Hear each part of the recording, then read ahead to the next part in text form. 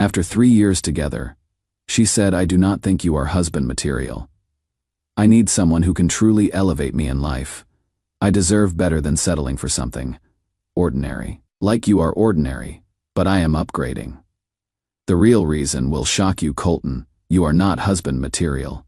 I need someone who can elevate me, someone who deserves better than settling." Those were the exact words my girlfriend of 3 years said to me 2 days ago.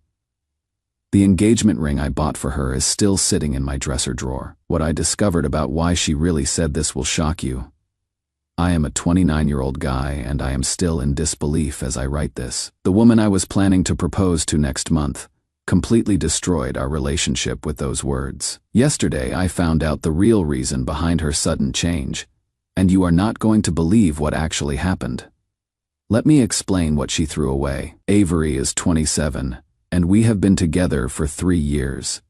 This was not just casual dating. We were building a real future together. We share an apartment and have a joint savings account with $12,000 saved up. Last Christmas her family welcomed me completely, with her mom actually calling me the son she never had. We have been house hunting every weekend for months, and even have names picked out for our future children. Harper if we have a daughter, Mason for a son. I work as an accountant, making $58,000 per year. Not wealthy, but stable with excellent benefits. She teaches elementary school and makes $45,000. Together we live comfortably and we're genuinely happy planning our life ahead. Her sister Reagan and I developed a real friendship over the years. When her mother needed surgery last month, I took time off work to drive Avery back and forth to the hospital every day. When I had food poisoning a few months back, Avery nursed me back to health and joked that it was practice for in sickness and in health. Here is what makes this situation so devastating. For the past 2 months, I have been secretly shopping for the perfect engagement ring. I found a beautiful one, 2-carat diamond at Kay Jewelers, and have been making payments on it. I even put down a deposit on a larger apartment downtown because she had been dropping hints about wanting more space for when we got married. I had the entire proposal planned out. It would happen at the lake, where we had our very first real date, timed perfectly for our anniversary next month. My best friend Jake has been helping me plan every detail. The night before Avery crushed me with those words, I was literally at his apartment practicing my proposal speech in front of his mirror. Everything seemed perfect in our relationship until about 3 weeks ago when I noticed something change in her behavior. She became extremely protective of her phone, taking it with her to the bathroom, keeping it face down during dinner, practically jumping out of her skin whenever it buzzed with a message. When I gently asked if everything was okay, she blamed stress from work. Her school district has been going through budget cuts and teacher layoffs, so her explanation made complete sense to me. Then last week, something strange happened. We were watching a movie where a character proposed to his girlfriend, and out of nowhere Avery said, "God, I hope he makes more than $40,000 a year." It felt like a punch to the stomach. But when I asked what she meant by that comment, she quickly backtracked and claimed she was just making a joke. 2 nights ago, everything fell apart. We were sitting at our kitchen table eating dinner and casually discussing our weekend plans when she blindsided me completely. "Colton, I need to be honest with you about something important. I do not think you are husband material. I need someone who can truly elevate me in life. I deserve better than settling for something ordinary. Like you are ordinary, but I am upgrading." I literally could not breathe for a moment. I asked her to repeat what she had just said because I was certain I must have misunderstood. Instead of taking it back, she made it even worse. All those dreams we have talked about for our future, those were just fantasies. Colton, I need to be with someone who can actually make those dreams become reality. You seem perfectly comfortable with mediocrity, but I am not willing to settle for that anymore. Just like that, 3 years of love commitment and shared dreams were completely destroyed. Since that conversation, I have been staying at Jake's place. I can barely force myself to eat anything, and I have not been able to sleep more than a couple hours at a time. Jake keeps telling me that something about this whole situation does not feel right. That people do not just wake up one morning and decide their partner is not good enough anymore after 3 years of happiness. But what if she is actually right about me? What if I really am just ordinary and unremarkable? What if 3 years of genuine love and serious future planning was not enough? Because I am not ambitious enough, successful enough, or simply good enough for her. I feel completely lost right now. Can someone please help me understand what the hell just happened to my life? Update 1 Reddit. I owe you all an apology. Half of you called this in the comments and I was too devastated to see it. You guys are right. This was not about me at all.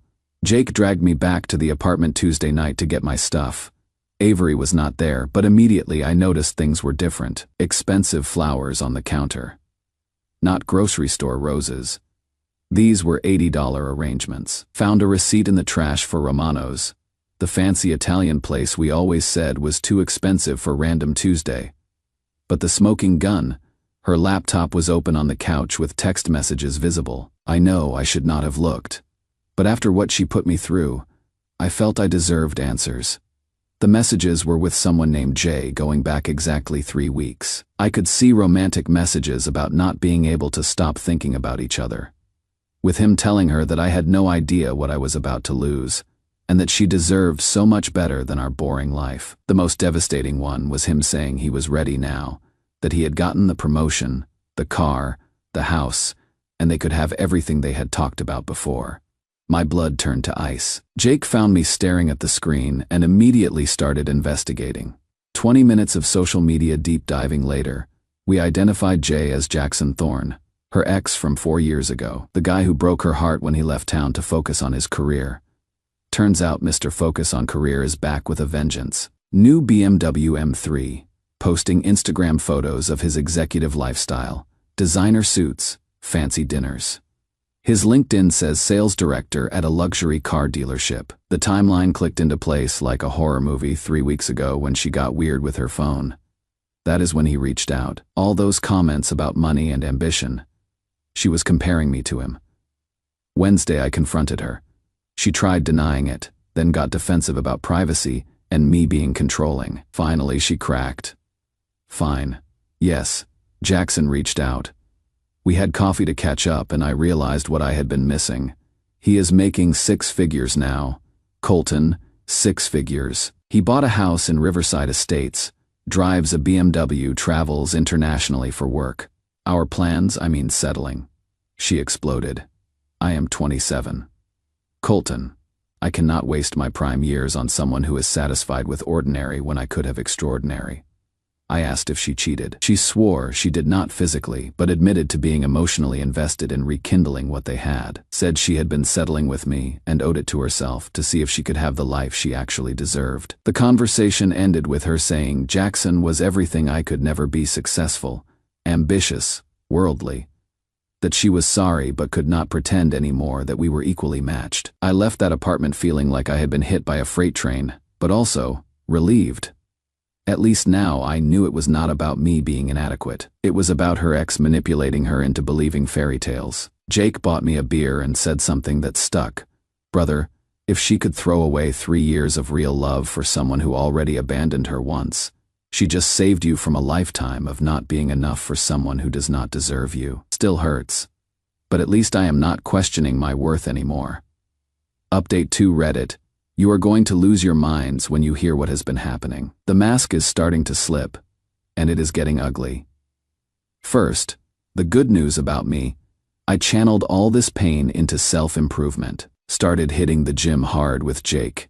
Down 15 pounds, and looking better than I have in years. Picked up freelance accounting clients and I am pulling in an extra $1,500 per month. Used my apartment deposit money to book a solo trip to Colorado. First vacation I had taken for myself in 3 years.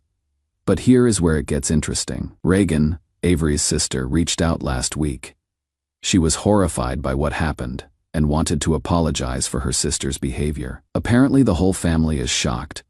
They loved me and thought we were perfect together. Reagan dropped some bombs that made my jaw hit the floor. The coincidental grocery store meeting. Jackson had been stalking Avery's social media for months, learning our routine. He timed his move back to our city specifically to target her when she was happiest and most stable. This was not love. It was a calculated power play, the promotion he bragged about. Reagan works in corporate HR and has connections. She did some digging. Jackson did not get promoted. He got transferred here because he was failing at his previous location. Performance issues, missed quotas, customer complaints. The BMW M3, leased at $780 per month, more than my entire rent. The house in Riverside Estates? Reagan found the listing. It is a rental, not a purchase. All those expensive dinners and gifts, credit card debt. But wait, it gets better. Remember how he left to focus on his career 4 years ago? Lie, he left Avery for his manager's daughter. That relationship imploded 6 months ago when the manager discovered Jackson was embezzling client accounts for his side hustle. So this piece of garbage did not come back because he realized Avery was the one. He came back because his life fell apart and he needed someone to validate his ego. And he specifically chose her because seeing her happy and stable with me was a challenge to his narcissism. The manipulation was textbook, love bombing with expensive dates, all credit card debt, constantly bragging about his success, all fake, making subtle digs about my ordinary job and small dreams, projection of his own failures, playing on every insecurity Avery had ever mentioned years ago. Reagan says the cracks are already showing. Jackson has become super controlling, does not want Avery hanging out with friends. They are jealous of what we have. Gets furious when she talks to male coworkers. I do not trust guys around my woman, keeps pressuring her to quit teaching. My girlfriend does not need to work. Last week he threw a tantrum because she bought herself a $40 dress without asking permission first. Mind you, this is the same guy who was supposedly offering her financial freedom. Part of me wants to feel bad for her. She got played by a professional manipulator, but then I remember her calling me mediocre and throwing away 3 years of genuine love. And that sympathy evaporates pretty quick. Reagan mentioned that Avery has been asking about me. Apparently she saw my Colorado vacation photos on social media. We are still friends on Instagram, and made some comment about how good I looked. When Reagan told her my freelance business was taking off, Avery went quiet. The best part, I am genuinely happier than I have been in months. This experience taught me my worth is not determined by someone else's ability to recognize it.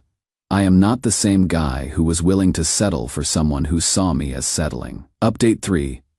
15 months later. Reddit. The universe has a sense of humor, and the karma gods have been working overtime. You need to hear how this all played out, because it is more satisfying than any movie ending. My life first. That freelance business I mentioned. It exploded. I now run my own accounting practice with 6 employees, and we are booked solid through next year. I bought a house in March. Nothing massive, but it is mine. 3 bedrooms. Nice yard. Perfect for the future I am building. The future I am building with Sinclair Hayes, 31, trauma surgeon at Regional Medical Center. She is brilliant, funny, independent, and she appreciates everything about me that Avery took for granted, where Avery was always looking over the fence for something better. Sinclair chose me because she genuinely values stability, loyalty, and real partnership. She makes $280K per year but loves that I pack her lunch and leave little notes in her scrubs pocket. She said yes, before I even finished asking. Now for the karma nuclear winter that destroyed Jackson and Avery. 6 months after they got together, Jackson's house of cards collapsed spectacularly. His company discovered he had been falsifying expense reports and using the corporate credit card for personal expenses, including all those expensive dates with Avery. We are talking $18K in fraud. He got fired immediately, and they threatened criminal charges unless he paid everything back. The BMW got repossessed 2 weeks later, had to break his lease, and move back in with his parents at age 33. But it gets worse. Word spread in the automotive sales industry about why he was fired. He is blacklisted from every decent dealership within 200 miles. Last I heard from Reagan, he is driving for DoorDash and working part-time at Target. As for Avery, once Jackson's money problems started, his true colors came out in full force. He became bitter, controlling, and verbally abusive, would berate her for spending any money, even on groceries. made her return Christmas gifts to her own family because they were too expensive. The final straw came when he started openly flirting with a 22-year-old coworker at Target. Avery caught them making out in the break room. When she confronted him, he told her she was getting old anyway, and he needed someone who still had potential. He dumped her via text message after manipulating her to destroy our relationship, isolating her from friends, emotionally abusing her for months. He discarded her like garbage for someone younger. The aftermath has been brutal for Avery. She had to get a second job waitressing at night to afford rent. Lost most of her friends during the Jackson period because he convinced her they were toxic and jealous. Her self-esteem is completely shattered, and here is where it gets delicious. She has been desperately trying to contact me. Started with social media friend requests. 4 months ago, all declined. Then she somehow got my business number and left tearful voicemails about wanting to catch up, deleted without listening fully. When Sinclair and I got engaged, Avery found out through Reagan and sent me the most pathetic email I have ever received. Colton, I know I have no right to reach out after what I did, but I need you to know that leaving you was the biggest mistake of my life. I threw away gold for fool's pyrite. You were the best man I ever had, the most loyal, the most genuine. I let someone poison my mind against the most beautiful relationship I will ever have. I know I do not deserve forgiveness, but I pray someday we could find our way back to each other. I never stopped thinking about what we had. Please, just one conversation. I have learned my lesson. I know who I am now, and what real love looks like. It looked like you making me coffee every morning. You taking care of me when I was sick. You planning our future while I was too stupid to see how lucky I was. Please. I showed the email to Sinclair, who just laughed and said, well, she has got excellent taste. Too bad she figured it out about 2 years too late. I did not respond. What is the point? I am not the same person who would have taken her back just to avoid loneliness. I have self-respect now. The final nail in the coffin happened 3 weeks ago. Sinclair and I were grocery shopping Samey's store where Jackson coincidentally met Avery when we ran into him. He was in his red Target polo shirt, looking rough, gained weight, patchy beard, exhausted. The contrast was stark. I was in a tailored suit from a client meeting. Sinclair was in her scrubs looking absolutely stunning after a 14-hour surgery. We were clearly together and happy. Meanwhile, this is the guy who convinced Avery I was not successful enough. He recognized me immediately, and his face went white. Had the audacity to approach us and try to make small talk. Asked how I was doing. Mentioned he had heard through the grapevine about my business success. I kept it brief and polite. Introduced Sinclair as my fiancée. When she casually mentioned she was a surgeon, the look on his face was priceless. This is the man who told Avery she deserved someone more ambitious than an accountant. Here I am, engaged to someone with more education, higher income, and more social status than he ever dreamed of having. As we walked away, Sinclair squeezed my hand and said, "So that is the guy who convinced your ex you were not good enough." Yikes. His loss is definitely my gain. Later I found out from Reagan that Avery was working at the same Target when this happened. Reagan said she went to the bathroom afterward and had a complete breakdown. 3 days later, Avery sent me another desperate message. I saw you at Target. You looked happy. Really happy. Successful. Like the man I always knew you could become. I am so sorry I was not smart enough to see it when it mattered. I hope she knows how lucky she is. I did not respond to that either. The wedding is in 4 months. We are having it at the lake, the same place I had planned to propose to Avery years ago, but this time it means something completely different. This time it is with someone who chose me not because her backup plan failed, but because she sees my actual worth. Reagan reached out after the Target encounter to apologize for her sister. She said, "You were the best thing that ever happened to Avery, and she was too blind to see it. I hope Sinclair knows she won the lottery." She also mentioned Avery had hoped to get a wedding invitation. I told Reagan that bridge was burnt to ash long ago. Some mistakes do not get second chances.